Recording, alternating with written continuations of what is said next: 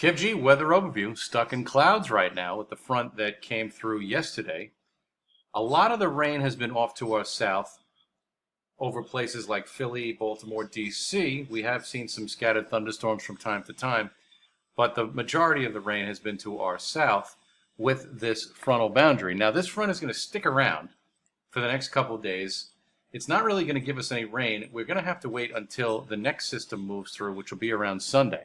Until then, it's just going to be a lot of clouds and a lot of just waiting for the next upper feature to move in here and give us some rain for Sunday. You can tell on the radar off the Penn State EWOL site that the activity is dying down, especially across portions of southern Jersey, Philly, Baltimore, D.C. There are some showers out on the east end of Long Island, and those will be dying out over the next few hours with the setting of the sun and the front drifting to the south. So the combination of those things will be pushing that shower activity offshore. Now, the GFS has us dry for Friday and Saturday, but I feel that we'll have more clouds than sun, particularly on Friday. Saturday, we should get some breaks, and our temperatures should get bumped up a little bit. And then we wait for the next system to move through Sunday with perhaps a washout of a day Sunday. I mean, this looks like a formidable system that'll deliver a soaking rain to the area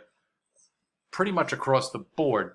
So most areas will see at least a ½ inch to an inch of rain, maybe even more. It tends to rain very heavy in the month of August when it does.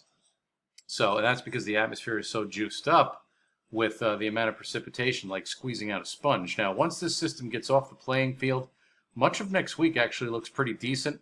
The GFS is not printing out much in the way of rain. We have to go all the way out to Thursday afternoon, Thursday night, where it shows some spotty showers. But other than that, it's pretty quiet. And the upper air pattern does not really support major heat for next week. In fact, this is next Monday. This is the GFS, and it carves out a pretty significant trough of low pressure in the atmosphere.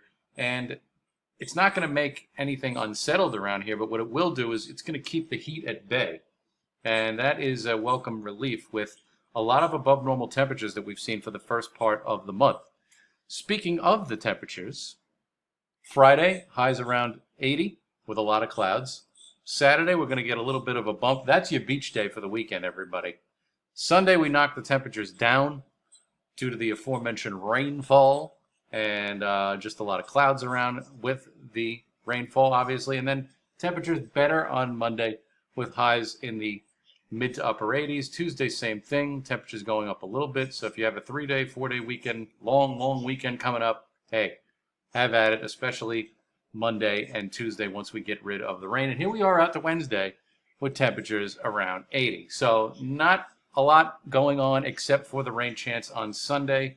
Make it a good day Saturday, and then grab a good book for Sunday as we watch this disturbance move through with a decent shot of rain to close out the weekend.